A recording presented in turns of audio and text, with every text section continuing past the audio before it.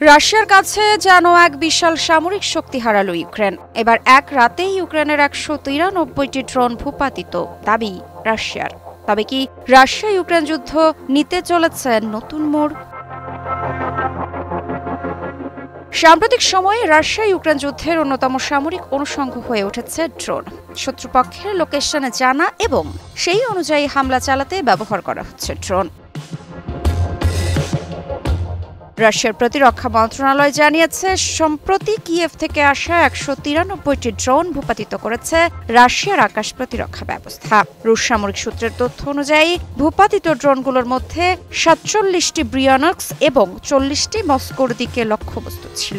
রাশিয়ার প্রতিরক্ষা মন্ত্রণালয় জানিয়েছে, বেশিরভাগ ড্রোন রাজধানী মস্কোকে লক্ষ্য করেছিল। সাম্প্রতিক সময়ে ইউক্রেন ও রাশিয়ার মধ্যে ড্রোন ও ক্ষেপণাস্ত্র যুদ্ধ নতুন মাত্রায় পৌঁছেছে। রাশিয়া নিয়মিতভাবে ইউক্রেনের জ্বালানি ও অবকাঠামো লক্ষ্য করে হামলা চালাচ্ছে। পাল্টা জবাবে ইউক্রেন ও রাশিয়ার তেল শোধনাগার ও গুরুত্বপূর্ণ স্থাপনা লক্ষ্য করছে। বিশ্লেষকরা বলছেন, এই ধরনের হামলা কেবল সামরিক সংঘাত নয়, এটি মানবিক ও সামাজিক দিকেও প্রভাব ফেলছে।